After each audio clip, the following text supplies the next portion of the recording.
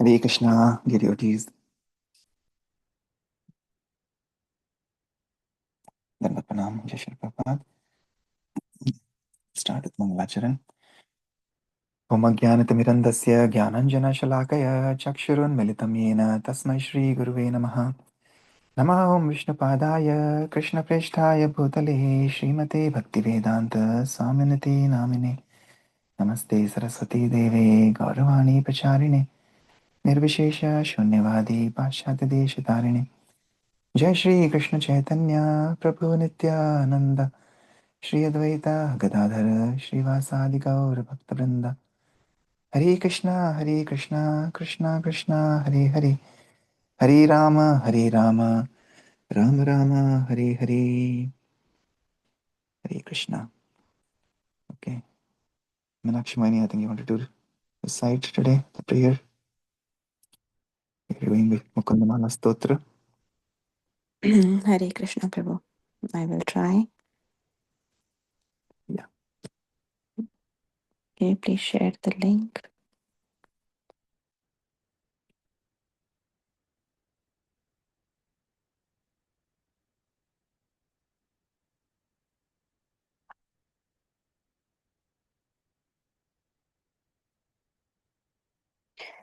श्रीवल्लभेति वरदेति दया परेति भक्तप्रियेति भवलुण्ठनको विदेति नाथेति नागशयनेति जगन्निवासेत् आलम्पिनं प्रतिदिनं कुरु मां मुकुन्द जयतु देवो देवकी नन्दनोऽयं जयतु कृष्णो वृष्णिवंशप्रदीपा जयतु मेघा श्यामला कोमलाङ्गो जयतु पृथ्वी भारनाशो मुकुन्द मुकुन्दमूर्धं प्रणिपत्य भवन्तम् एकन्तम् इयन्तम् अर्थम् अविस्मृतस्त्वच्चरणारविन्दे भवे मेऽस्तु भवेत् प्रसादात् नाहं वन्दे तव चरणयोर्द्वन्द्वम् हितोः कुम्भीपाकं गुरुम् अपि हरे नारकं नापनेतुं रम्या रामा मृदुतनुलता नन्दनेनापि रन्तुं भावे हृदयभावने भावनायेयं भवन्तम् नाष्टाधर्मे नयवसु निचये नैव्यः कामुपभोगे यद्भावयं तद्भवन्तु भगवान् पूर्वकर्मनुरूपम् एतत् प्रार्थ्यं मम बहुमतं जन्म जन्मान्तरेऽपि त्वत्पादां भो रहुयुगगता निश्चले भक्तिरस्तु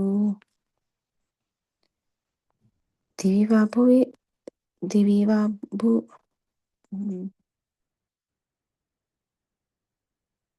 दिवि वा भुवि वा ममस्तु वासो नरके वा नरकान्तक प्रकामम् आविधीरित शरदारविन्दौ चरणौ ते मरणेऽपि चिन्तयामि हरिम् एवं सततं मन्दहास्यमुदितं ननाम्भुजं नन्दगोपतनया परात्परं नारदादिमुनिवृन्दवन्दितं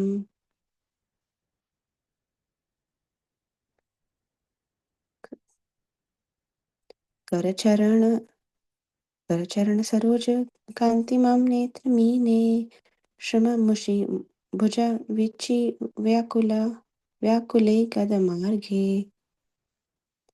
हरिसरसि विकयापीय तेजो जल Prabhu, can you help me with this one? Harcharan सरोजे कान्तिमणिनेत्रमीने कान्तिमनेत्रमीने श्रममुषिभुजवीचि व्याकुले गाधमर्गे हरिसरसि विगाय पीयते जलौघम् भवमरुपरिखिन्नः क्लेशमद्य त्यजामि। सरसिजनयने शशङ्खचक्रे मुराभिधिमा विरमास्वचित्तरन्तुं सुखातरम् अपरं न जतु जाने Haricharan स्मरणामृतेन तुल्यम्. This is Chaitodharpan Marjanam. माभिर्मन्दमनोचिन्तय बहुधा यामीश्वरं यातना नाव्यं प्रभवन्ति रिपवः स्वामी ननु श्रीधर आलस्यं व्यपन्य भक्तिसुलभं यस्व नारायणं लोकस्य वयासा व्यसनवनोधनकरो दास्यस्य किं न क्षमा. Thank you, Prabhu. Hare Krishna, Hare Bol. Sorry for all the mispronunciations. Hare Krishna. Thank you. Thank you for making the effort. You see, even every day when you practice, you keep getting better. It's the mood and the humility and the vow that the Lord sees, not the pronunciation. So, thank you so much. Anybody would like to read the translations for these wonderful first 10 verses that we are reciting this week? Prabhu, Nalen Prabhu? Yeah. so many are that. Okay. No. No, just read the translations for the first 10. Oh, first 10. Okay. Yes. Thank you. Okay. Am I audible? Yes. Yes. Hare Krishna, everyone. O Mukunda, my Lord, please let me become a constant reciter of your names, addressing you as Sri Vallabha, he who is very dear to Lakshmi, Varada, the bestower of benedictions, Dayapara, he who is causelessly merciful, Bhaktapriya, he who is very dear to his devotees, Bhava Luthana Kovida, he who is expert at plundering the status quo of repeated birth and death. Natha, the Supreme Lord. Sagannivasa, the resort of the cosmos, and Naga Sayana, the Lord who lies down on the serpent bed.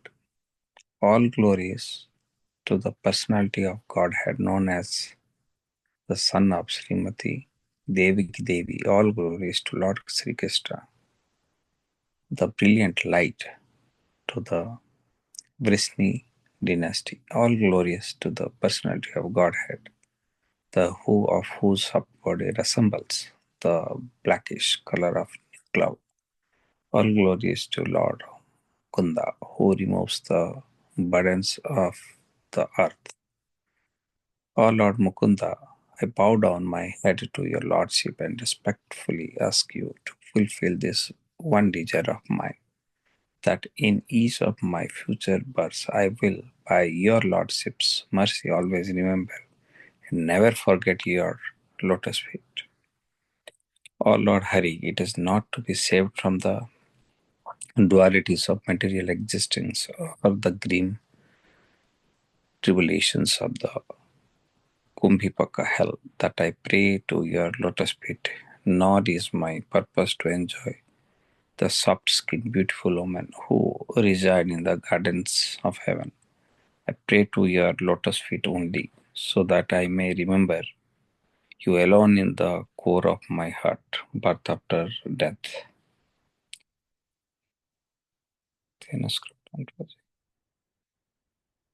O my Lord, I have no attachment for religiosity or for accumulating wealth, or for enjoying sense gratification.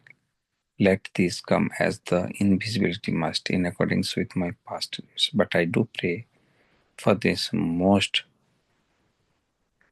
cherished boon, the birth after birth. Let me render unflinching the devotional service unto your two lotus feet. O Lord, killer of the demon Narka, let me reside either in the realm of demigods, in the world of human beings, or in hell, as you please. I pray only that at the point of death I may remember your two lotus feet, those beauty defies that of the lotus growing in the Sarat season. I always think of Lord Hari, whose joyful lotus face bears a gentle smile. Although he is the son of the cowherd Nanda, he is also supreme absolute truth, worshipped by great sages like Narada.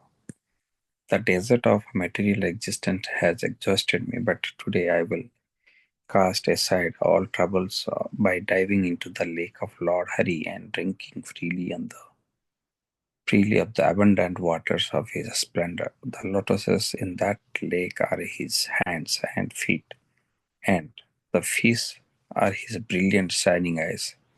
That lake's water relieves all fatigue and is agitated by um, the waves of his arms create. Its current flows deep beyond fathoming. O mind, please never stop taking pleasure in thinking of the Mura demons destroys, who has lotus eyes and bears the consent disc weapon. Indeed, I know of nothing else that gives such extreme pleasure as meditating on Lord Hari's divine feet. Oh, oh foolish mind, stop your fearful fretting about the extensive torments imposed by Yamaraja. How can your enemies, the sinful reaction you have accrued, even touch you? After all, is your master not the Supreme Lord, the husband of Goddess Sri? Cast aside all hesitation and concentrate your thoughts on Lord Narayana, whom one very easily attains through devotional service. What can that dispeller of the whole world's troubles not do for his own servant? Hare Krishna. Thank you, Nalin Prabhu. Hare Krishna. Thank you, Lakshmani. Shri Kundamala Stotra ki jai. Shri Jai Kulashikara Hare Krishna. Alvar Maharaj ki jai. Okay. Yes, this last point here where it says, how can your enemies, the sinful reactions, even touch you? Right? So all the sinful reactions that we have accumulated over millions and millions of lifetimes, everything is destroyed just by chanting and surrendering to the holy to the Lord, and by chanting the glories of the Lord by with these holy names that have been given to us by Shri Chaitanya Mahaprabhu, have been given to us by this Guru Parampara, right? So you see all these acharyas who have come in the lineage over time immemorial. Everybody is saying the same message, that we have to chant the holy names, chant the holy names. And these prayers, like we have been saying, these are very powerful. And here, I think somewhere, I think it was the third or fourth verse where it was saying that, I bow down my head to you, O Lord, Mukunda, right? And then he's praying for the desire. So the desire, the prayer that Kulashekara Alvar has here is always to serve the lotus feet, to never forget the lotus feet of the Lord, birth after birth. May he be in heaven or hell or anywhere, as long as he's serving the Lord, right? Because that is the eternal, or that is the constitutional position of the soul, which is that we are eternal servants of the Lord. So that is the only desire he has. But that desire also, how is he praying? He's bowing down. So that is one of the limbs of bhakti as well. When we do vandanam, which is prayers, we have to, like we say, we have to use whole of our body. Our head is supposed to bow down. So when we go to the temple, when we come to our center, we have to make sure that we bow down and that is the true usage of the head. And after we bow down, we offer our prayers. So that is the mode that again that Kulashekar Alvar has, and that he's teaching us by his own example. Okay, so let's continue with the Srila Prabhupada Lilamrit. We are on chapter 12, Journey to America. We saw yesterday Prabhupada had reached Boston. He had written that beautiful poem, surrendered to the Lord, begging for his mercy, begging for his Guru Maharaj's mercy. And then yesterday he traveled from Boston to New York, and he was able to see all the skyline and everything in New York. But again, his mood and his internal meditation was, how am I going to preach or teach this message of Krishna consciousness to all these people here in the material world who are completely illusioned by Maya, by the illusory energy of the Lord. So he knows that he has no power, he is insignificant, but he is surrendered to the Lord, and he's praying for the Lord's mercy that he can share this message, because this is a message of purity, complete purity, right? He's coming to a land where there are people are eating meat, everybody is drinking, nightlife, and all kind of illicit relationships and gambling, everything. This is everything is going on here, and he has to preach this message to to all these people. I really, if you put ourselves in Prabhupada's shoes at that time, we would be thinking like we are probably crazy to be even coming here and saying all this. But we see, how he was completely in a mode of humility. He was surrendered, and he just wanted to follow the instruction of his Guru Maharaj. So he landed. So let's see now what happens after that. Well, and then the traveler's aid came, which is the representative from Agarwal's from Pennsylvania. So this is like, Prabhupada has just landed, but they are already offering him to take take him to this India ticket office in Manhattan to book his return passage to India. So, this is like, yeah, you come with a return ticket. So we'll see what happens next. I'll continue to read. At the Scindia office, Prabhupada spoke with the ticket agent, Joseph Foster, who was impressed by this unusual passenger's Vaishnava appearance, his light luggage, and his apparent poverty. He regarded Prabhupada as a priest. Most of Scindia's passengers were businessmen or families, so Mr. Forster had never seen a passenger wearing the traditional Vaishnava dress of India. He found Srila Prabhupada to be a pleasant gentleman who spoke of the nice accommodations and treatment he had received aboard the Jaladuta. Prabhupada asked Mr. Forster to hold space for him on a return ship to India. His plans were to leave in about 2 months, and he told Mr. Forster that he would keep in touch. Carrying only 40 rupees cash, which he himself called a few hours of spending in New York, and an additional $20 he had collected from selling 3 volumes of the Bhagavatam to Captain Pandit. Srila Prabhupada, with umbrella and suitcase in hand, and still escorted by the traveler's aid representative, set out for the Port Authority bus terminal to arrange for his trip to Butler. So Prabhupada is now traveling to Butler County in Pennsylvania. Okay. Chapter 13, Butler, Pennsylvania, the first testing ground. By the grace of Lord Krishna, the Americans are prosperous in every respect. They are not poverty stricken like the Indians. The people in general are satisfied so far as their material needs are concerned, and they are spiritually inclined. When I was in Butler, Pennsylvania, about 500 miles from New York City, I saw there many churches, and they were attending regularly. This shows that they are spiritually inclined. I was also invited by some churches and church governed schools and colleges, and I spoke there, and they appreciated it and presented me some token rewards. When I was speaking to the students, they were very eager to hear about the principles of Srimad Bhagavatam.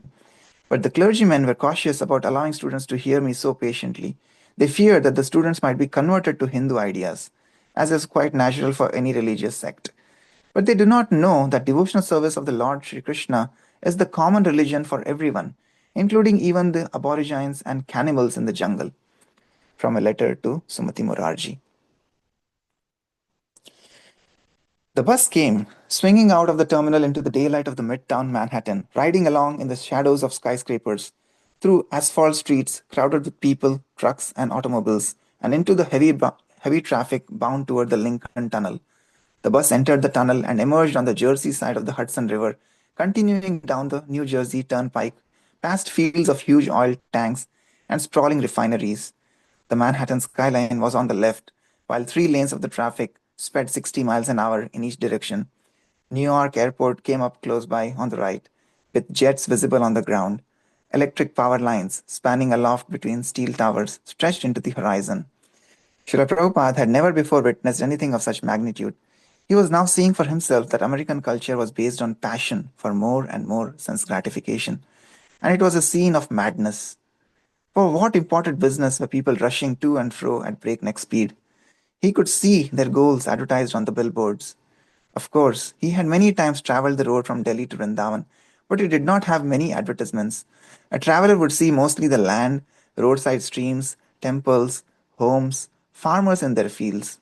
Most people went on foot or traveled by ox cart or bicycle. And in Vrindavan, even the ordinary passerby greeted each other by calling the names of God. Jai Radhe, Hare Krishna. Now there were factories outside Delhi, but nothing like this. The cumulative effect did not pack nearly the materialistic punch of these fields of oil tanks, mammoth factories, and billboards alongside the crowded superhighway. Meat eating, illicit sex, intoxication, and gambling, the very sins Srila Prabhupada had come to preach against, were proudly glamorized on mile after mile of billboards. The signs promoted liquor and cigarettes. Roadside restaurants offered slaughtered cows in the form of steaks, and hamburgers. And no matter what the product, it was usually advertised by a lusty looking woman. But Prabhupada had come to teach the opposite, that happiness is not found in the passion for sense gratification, and that only when one becomes detached from the mode of passion, which leads to sinful acts, can one become eligible for the eternal happiness of Krishna consciousness. Prabhupada felt compassion. The compassion of a Krishna conscious saint had been explained in an age long ago by Prahlad Maharaj. I see that there are many saintly persons indeed, but they are interested only in their own deliverance. Not caring for the big cities and towns, they go to the Himalayas or the forests to meditate with vows of silence. They are not interested in delivering others. As for me, however, I do not wish to be liberated alone, leaving aside all these poor fools and rascals.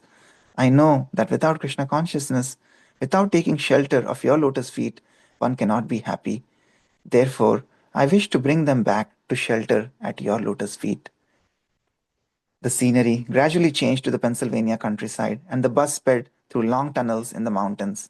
Night came, and it was late after 11 when the bus entered the heavily industrialized Pittsburgh area on the shore of the Allegheny River. Srila Prabhupada couldn't see the steel mills clearly, but he could see their lights and their industrial fires and smoking stacks. Millions of lights shone throughout the city's prevailing dinginess. When the bus finally pulled into the terminal, it was past midnight. Gopal Agarwal was waiting with the family Volkswagen bus to drive Prabhupada to Butler, about 1 hour north. He greeted Prabhupada with folded palms and, "Welcome, Swamiji," bowing from the waist several times. This was not any of Gopal's doing. His father, a Mathura businessman with a fondness for sadhus and religious causes, had requested him to host the Swamiji. This wasn't the first time his father had arranged for a sadhu acquaintance to come to America. Several times he had sent sponsorship papers for Gopal to sign, and Gopal had obediently done so, but nothing had ever come of them. So when the sponsorship letter for A.C. Bhaktivedanta Swami had come, Gopal had promptly signed and returned it, thinking that this would be the last they would hear of it. But then, just a week ago, a letter had come.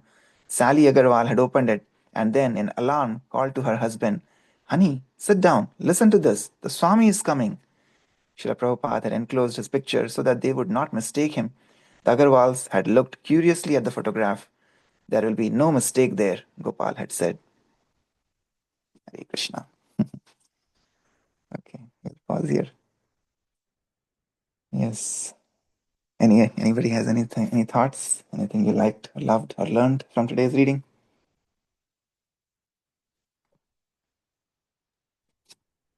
Hare Krishna. Hare Uh, Krishna. there were two things which caught my attention. One was when Prabhupada was telling, looking at all the billboards and signs alongside the road in America, that everybody was driven to the passion of sense gratification, but that will not satisfy them, that will not make them happy. So it is so true because, we all came here for the same purpose. I mean, to earn money in a better way, to live a better life.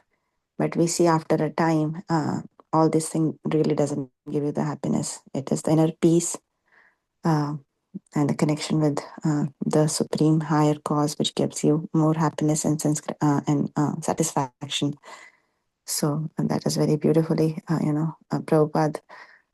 Uh, like when he saw all this thing, he was not amazed. When like when we came earlier, we were amazed looking at all the advancements of America, but he was not amazed.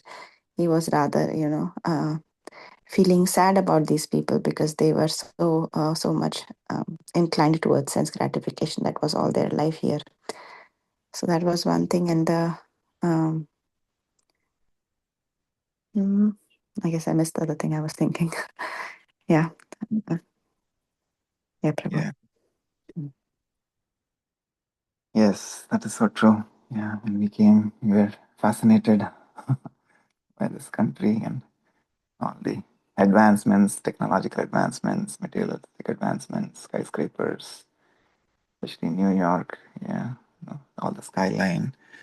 I'm sure some of you may have lived, at least I have. At least I know once or twice we have been to New York. But yeah, we could remember all these as we read how then this was 1965.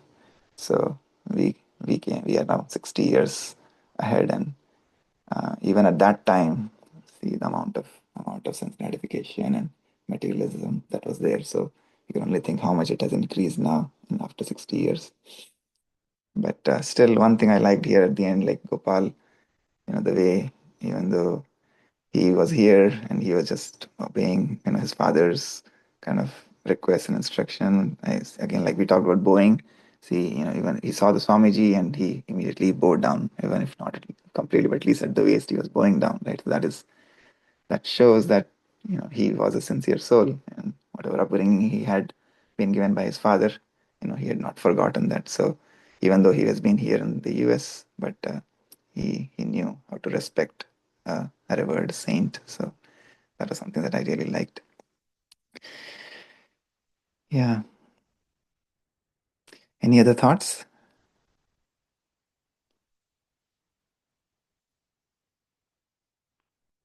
Shilpa Mataji, anything you want to share? Uh, Hare Krishna, everyone. Hare Krishna, Prabhuji. Hare Krishna. Yeah, actually, I wanted to share something which struck me, and because this Lilamrit is written by one of the disciples, right?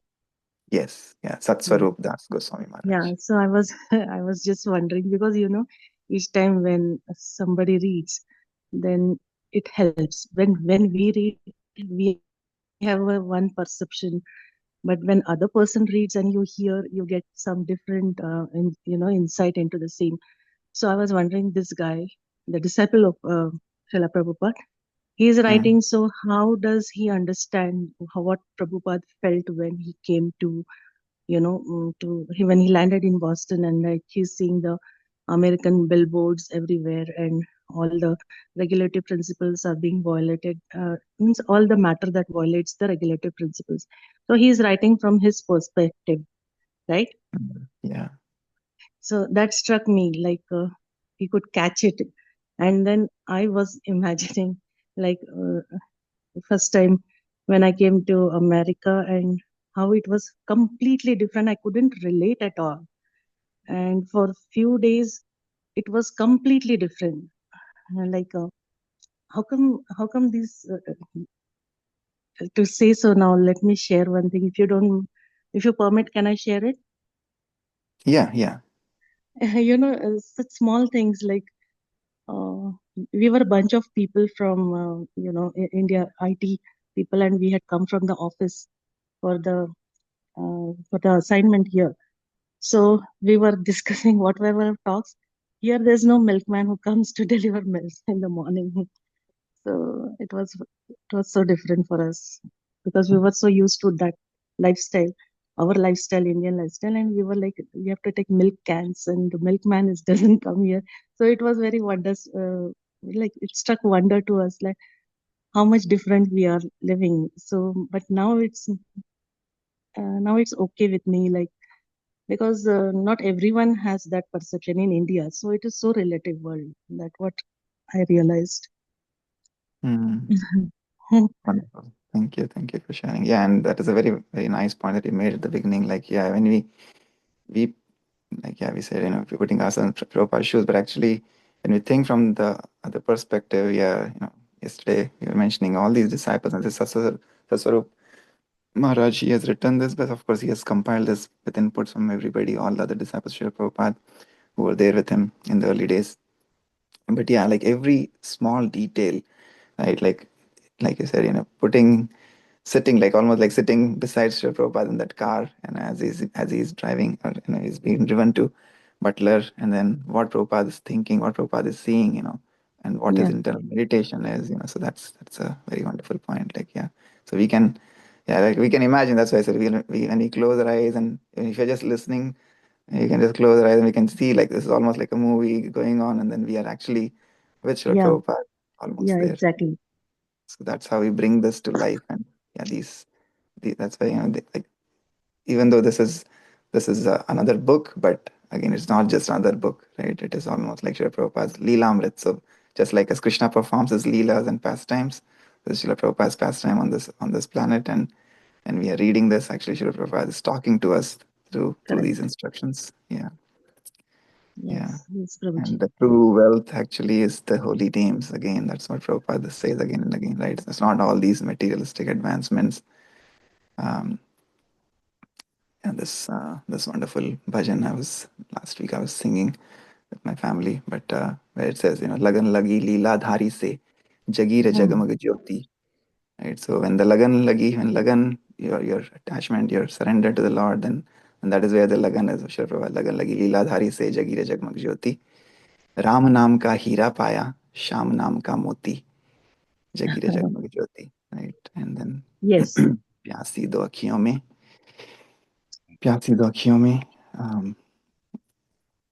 आंसुओं की धार बोले जय सिया राम राम जय Radhe Shyam Shyam. So yeah, this is a wonderful day. Today we are going to celebrate Sri Ram Janmotsav at our center.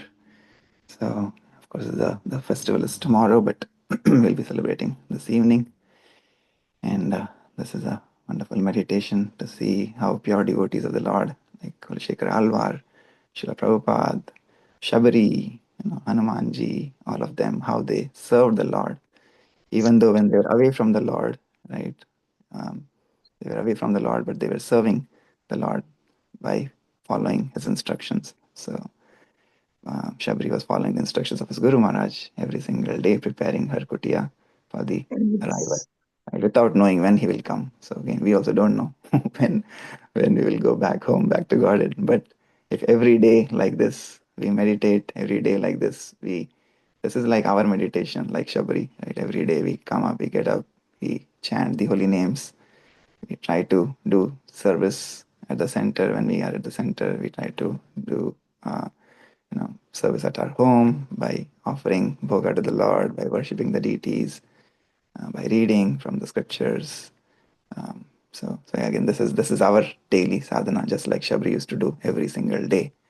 Right? So if we can if we can have that mood of humility, have that mood that yeah, these are our acharyas who have taught us by their personal examples. If we can just learn from them, then I'm pretty sure that the mercy of the Lord will come. Yes, thank you, Shilpa Mataji, for sharing. Yes, Prabhuji. Same here. Thank you very much. Hare Krishna. Anybody else has any other thoughts? Yeah, one liner I can say, probably before we wrap it up. The eternal religion than the Christianity or Hindu, that was Prabhupada stressed out here. So that is the good thing I learned. Yes. Yeah, everything else will go away, Prabhu. The only thing that we'll carry with us, this is our bank balance. Like this is eternal. This is the eternal religion. This is the eternal credit that we will take away with us, and this is the only thing that will go with us. Nothing else. Nothing Yeah, why else. I said is that like last year when we went to this body, mind, spirit convention in this convention center Definitely. in the uh, Sharon Convention Center. Sharon Road. Hmm. So a lot of Americans were coming and reading the book. Oh, it is Hindu religion. Like they are moving away from our stall. So, but me, Bishwanath Prabhuji, and the other Prabhuji who came from Michigan, they kept telling outlining that it is nothing like Hindu, Christianity, all. We separated our religions, but we are one, and that is common religion, eternal. So that's what Prabhupada is also mentioned here in this today's reading. So that's a good thing I learned. Yes, wonderful. Thank you for your services in the book distribution. Yeah. Hopefully, as the weather now becomes better, I think we have Vishwanath Prabhu already messaged. I think we'll have more opportunities of book distribution now, starting this month. So, Hare Krishna. Hare Krishna. Thank you, Nalan Prabhu. Okay, we'll conclude here. We'll end with Vaishnava Pranam prayers, as we always do. वाञ्छकल्पतरुभ्यश्च कृपा सिन्धुभ्य एव च पतितानां पावनेभ्यो वैष्णवेभ्यो नमो नमः अनंत कोटि वैष्णविंद की जय जगत श्रील प्रभुपाद की जय Thank you, Prabhuji. Have a great day, everyone. Hare Krishna. Hare Krishna, everyone. Thank you very much, Prabhuji.